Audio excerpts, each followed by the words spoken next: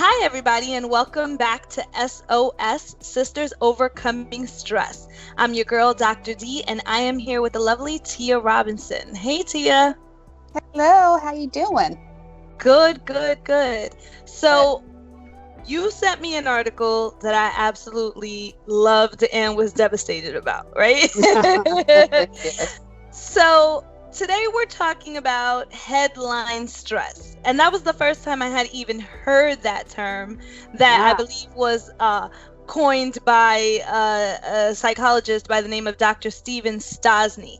So, my understanding from this article is that the American Psychological Association released a study where they found out that 2/3 of Americans are stressed out over the future of the country. And apparently, one of the major contributors to this stress is the constant consumption of the news cycle. I mean, it makes sense, actually. Right? Yeah. Yeah. So talk to me about your thoughts about the article and how you have dealt with all of this, because I know as a PR person or a former PR person, the news cycle was your work. So I actually have had experience with headline stress. As you mentioned, working in PR, I was tuned in. I had the TV programmed on the news 24 hours a day in my office. I had news alerts coming through on my cell phone as well as via email.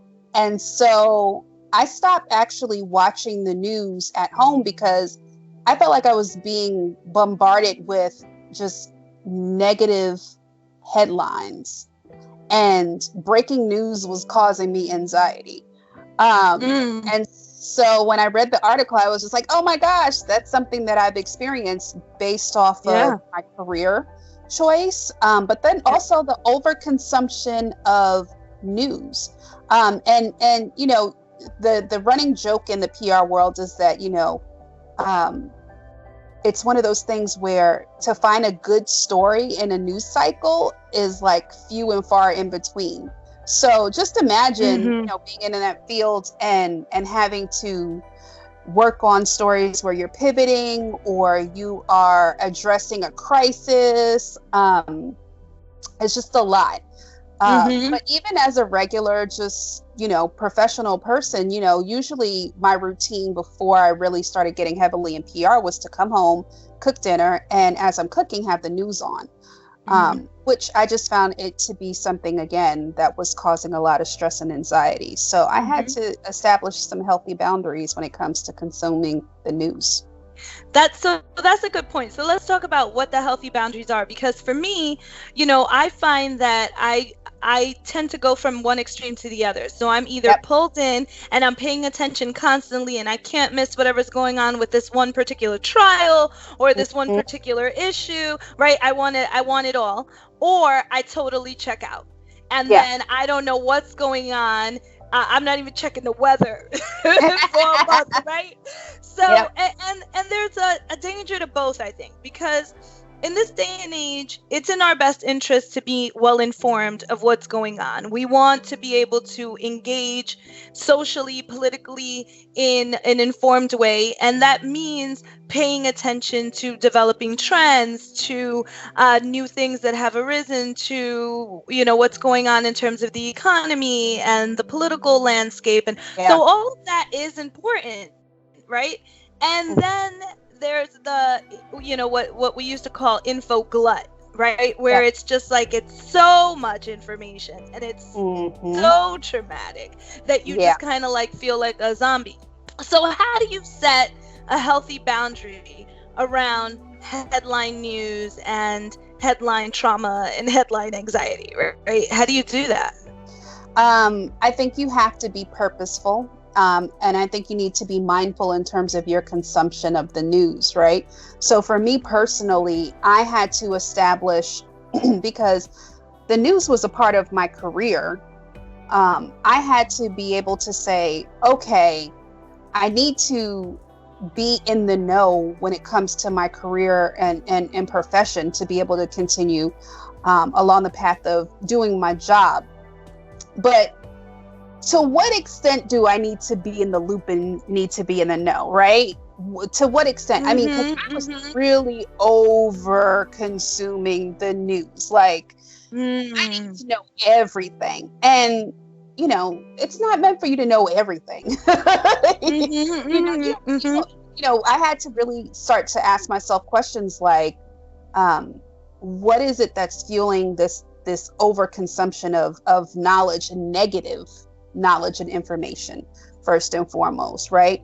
I had to ask myself, are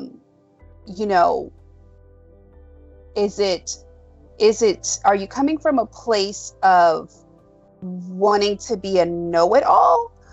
Or is it fueling your ego in some way, shape, or form to kind of be aware of various different situations and scenarios and being able to speak to that, right? So I had to look at it that standpoint, because at the end of the day, if my reasoning was, oh, this is a part of my job, will I still be able to perform my job and be successful in my role by just consuming what it is that I need for that particular job and then going about my business, right?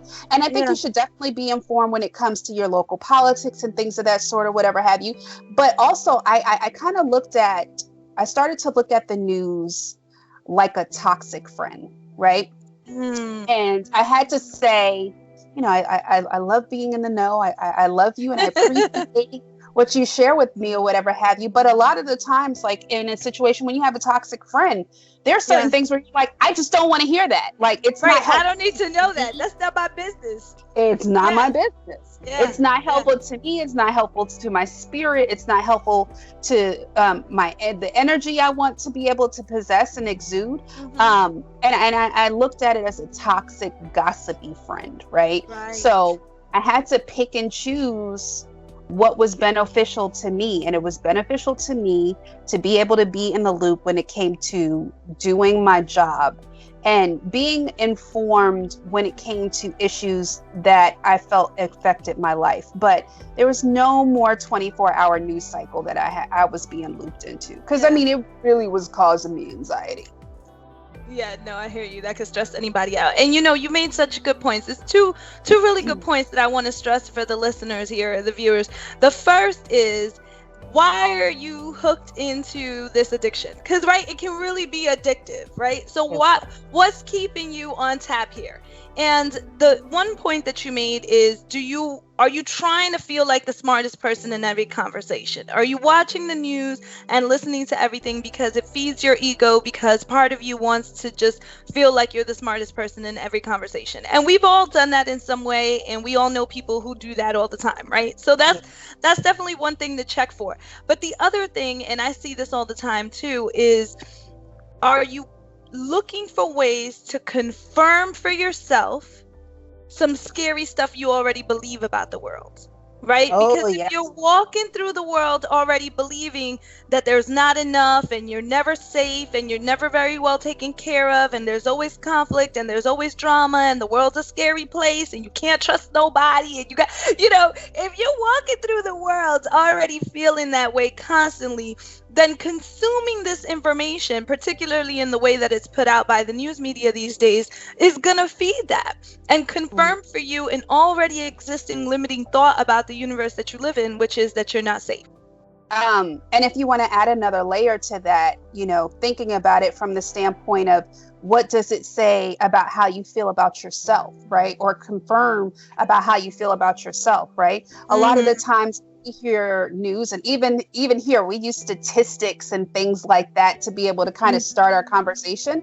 But, if you have a limiting belief system about yourself, and you hear that, or you constantly see certain messages about what it's like to be a woman, what it's like to be a Black person, what it's like to be like to be Caucasian or whatever have you. Like, we don't understand that those visuals, that the media, that it's a medium, that it's a tool for programming, and subconsciously we're absorbing that, and we may be acting it out in our everyday life and be unaware of that.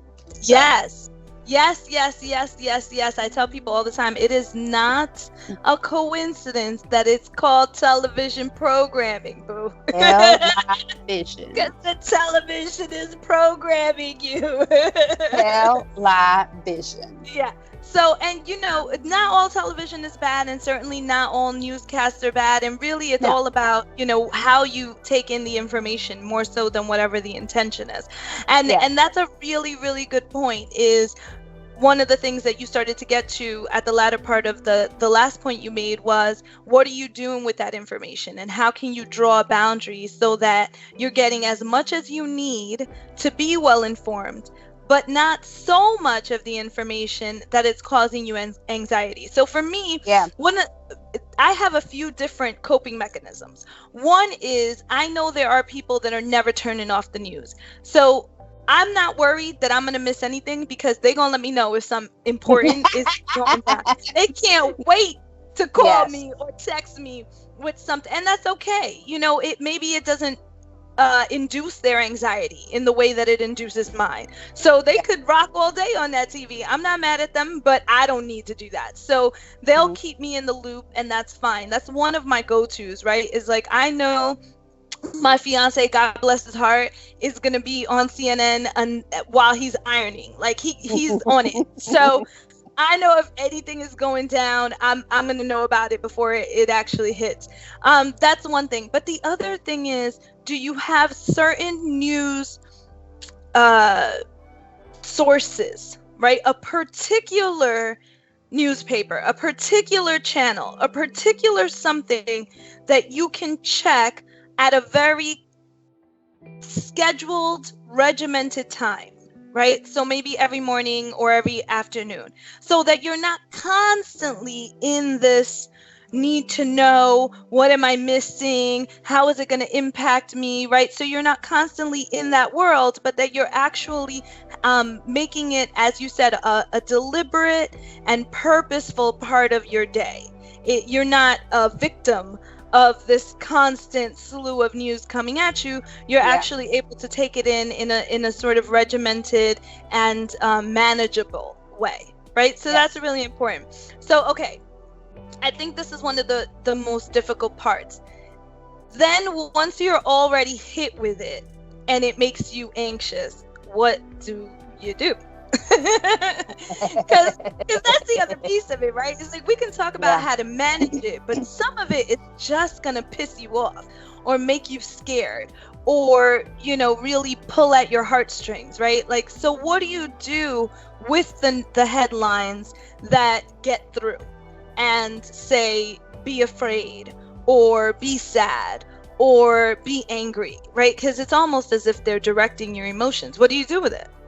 And they will trigger your emotions in some way, shape, or form. And I think it's okay to go through whatever grief cycle that you must go through, or whatever processing cycle that you must go through whenever something traumatic happens or something that triggers you happens, right? It's only natural. Like when you're seeing, babies in cages, or when you see someone that's unarmed, get gunned down. I think those are things that are going to elicit a response from you, right? But you have to go through that process in a healthy way, right? And so that's really where self-care, self-awareness goes into play, and stress management, right? And I think that being aware of how you respond to some of those things will trigger feelings and emotions that you would have not known or associated with visually looking at something could do is important. I think that a lot of the times people don't make that connection, right? They don't make that connection like, oh, I just witnessed something horrific, versus like, I actually have gone through something horrific in my life. I don't think TV and television was initially meant to be created for us to witness some of the things that we're witnessing. And we live in a culture now where everyone's response to things are to pull out their phone and to report, right? So I always I say for myself, when I was feeling it and I was going through it, I said, what are the things that help me process and go through experiences of trauma, or experiences of grief, or my emotions being rattled in some way, shape, or form. And for me, I'm one of those people where if it makes me feel a certain way, I turn it off. I'm one of those people. There have been movies where I've seen scenes and I'm like, I'm never watching that again. Girl, when those babies get thrown off of the building off of Colored Girls, girl. Oh, that, what really shook me up most recently? It wasn't really recently, but what shook me is I was a Walking Dead fan. Yeah. Zombies, yes. I was I'm conspiracy theories, I love it. Walking Dead fan, and there was a character by the name of Glenn that got murdered, and I was so attached to the program and this particular character that I thought I was witnessing. Oh my God, the death of a friend. Yes. And so I had to stop watching The Walking Dead. I hear you, boo. And the funny thing is that on social media, so many people were talking about this because they connected with this character. People were going through the grief process. I literally had to stop watching it. So real. And it becomes more and more real, right? And cinematographers, one of their goals now is to make things more and more real. And we don't think about, well, how does that really impact us, though? You're making such a great point, and I don't want this to get lost. Trauma at its core is really anything that shatters your sense of safety, right? When your sense of safety gets shattered. And so secondary trauma, or what they call vicarious trauma, is real, right? You don't have to experience every traumatic event head on, personally, primarily through you, right? Through your five senses, for it to have a traumatic impact on you. You can have a traumatic impact be made on you by an event that really largely just impacted someone else, and you witness it, or you hear about it, or and whatever that issue is, whatever that circumstance is, how you learn about it really does shatter your sense of safety, even if it wasn't you that was directly and primarily impacted by the event. So at its core, television, particularly since you have such a sensory, it affects two of your main senses, right? Your hearing and your sight. So, and it uses that to make the experiences more real for you. So when you're watching things on the news or on television, you can experience a certain level of secondary or vicarious trauma as a result of interacting with this information. It doesn't matter if it's not primarily impacting you, right? Particularly in the case of headline news, because it's not associated with fantasy. It is known to, it is known to be real, and the foundation on which it's built is that it's real. So how could it not have a real impact on how you feel? Exactly. And so knowing that about myself, knowing that I'm one of those people that can't absorb that and not feel a way about it. I've stopped a while ago when it comes to, this person shot, it's caught on camera, this person, this, blah, blah, blah, blah. I can't watch it. So I don't watch it. So I don't. So that's one of the ways that I have protected myself.